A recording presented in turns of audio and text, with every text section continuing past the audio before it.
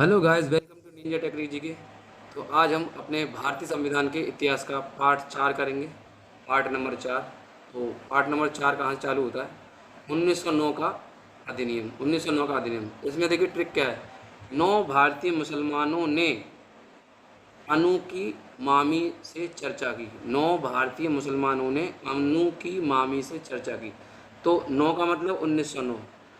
भारतीय भारतीय मतलब भारतीय सदस्यों को पहली बार वायसराय की परिषद में शामिल किया गया। भारतीय सदस्य को पहली बार वायसराय की परिषद में शामिल किया गया। आगे मुसलमानों मुसलमानों मतलब भारतीय मुसलमानों को की पृथक निर्वाचन व्यवस्था की गई।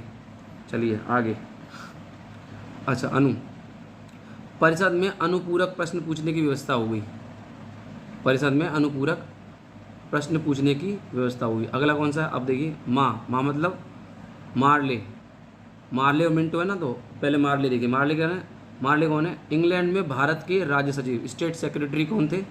मार्ले थे इंग्लैंड में। ठीक है। अब मिंटो, मी मतलब मिंटो। लॉर्ड मिंटो भारत के उस समय क्या थे? वायसराय। कौन थे? वायसराय थे 1909 में। ठीक है। तो 1909 का। चलिए अब चर्चा। चर्चा क्या है? बजट पर चर्चा करने का अधिकार। बजट पर चर्चा करने का अधिकार। चलिए आगे चलते हैं। अब नोट्स इंपॉर्टेंट है, ये सारी चीज़ से ये क्वेश्चन सीधे सीधे पूछ लेता है। क्या क्वेश्चन है देखिए।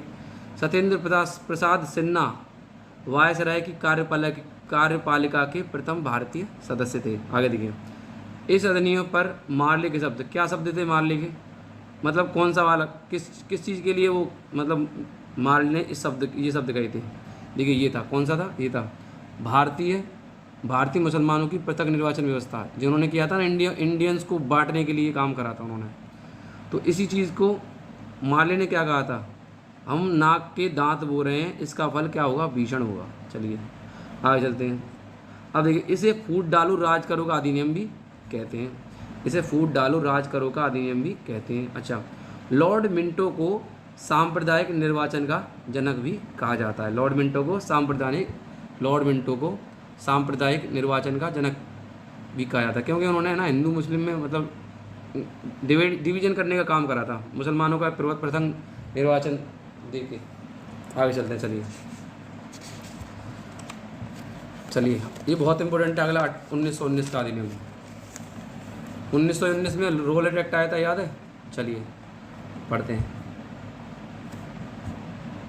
देखिए 1919 का अधिनियम। 1919 का अधिनियम क्या कहता है? देखिए इसकी ट्रिक क्या है, सबसे पहले ट्रिक देखते हैं। इसकी ट्रिक है, माँ ने हाई स्कूलों में 2 महिलाओं को 19 उत्तर सिखा दिए। क्या? माँ ने हाई स्कूलों में 2 महिलाओं को 19 उत्तर सिखा दिए। अब देखिए इंपॉर्टेंट, माँ मतलब मॉन्टेग्यू चेम्सफोर्ड सुधार। तो ये कब आया था? मॉन्टेग्यू चेम्सफोर्ड 1916 में आया था। कब आया था? 1916 में आया था। कौन? Montagu Chelmsford. आगे देखिए। हाई मतलब हाई कमिश्नर की नियुक्ति की गई। इसके बाद लो मतलब लोक सेवा आयोग बनाया गया। आगे देखिए। दो मतलब उत्तरदायी द्वैध शासन उत्तरदायी। तो ये 8 प्रांतों में द्वैध शासन लगा था। चलिए आगे चलते हैं। 8 प्रांतों में। महिला का मतलब क्या है? महिलाओं को वोट डालने का अधिकार। महिलाओं को वोट डालने का अधिकार इसमें मिला। इंपॉर्टेंट, याद रखना है इसको, बहुत इंपॉर्टेंट है। महिलाओं का वोट डालने का अधिकार किससे मिला है? इसी वाले से मिला। कौन से? 1919 के अधिनियम से। आगे देखिए। 19 का मतलब क्या है? 1919 है ना। 1919 में याद है कौन सा एक्ट आया? रॉलेट एक्ट आया था। रॉलेट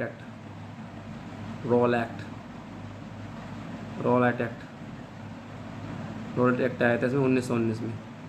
तो ये कैसा एक्ट था कि बिना किसी जांच के, बिना किसी, बस खाली केवल अपने शक के बिना पर है ना, पुलिस है ना किसी को भी जेल में डाल सकती है। रॉलेट एक्ट ये था, 1919 में आता है। इसको याद रखिएगा। आगे देखिए।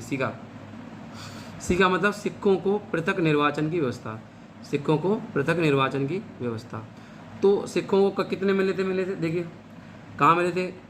तो पहले पंजाब में मिली थी 13 सीट मिली थी। फिर गुजरात में कितनी मिली थी? 26। और फिर तमिलनाडु में कितनी मिली थी? 39। तो 13 का पहाड़ा हो गया एक तरह से।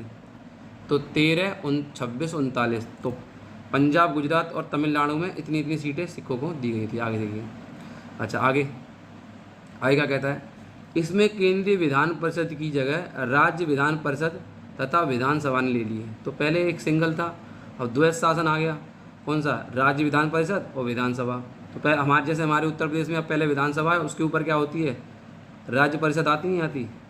परिषद आती है, विधान परिषद आती है। ऐसे ही है ना, केंद्रीय विधान परिषद को काय में तोड़ दिया? राज्य परिषद और विधान परिषद में। ठीक है, तो राज्य परिषद उच्च सदन था और विधानसभा निम्न सदन था। आगे देखिए, द्वैध शासन का जन्मदाता किसे कहा जाता है? द्वैध शासन का जन्मदाता लियोनिल कार्टेस को कहा जाता है, जिन्होंने एक पुस्तक लिखी थी, क्या?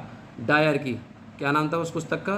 डायर की पुस्तक। आगे देखिए, और एक बात इंपॉर्टेंट, 13 अप्रैल 1919 को जलियांवाला बाग कांड, हत्याकांड हुआ था। 13 अप्रैल 1919 वैसाखी का मेला लगा हुआ था, और इन लोगों पर गोली किसने चलवाई थी? माइकल ओ डायर ने। किसने चलवाई थी?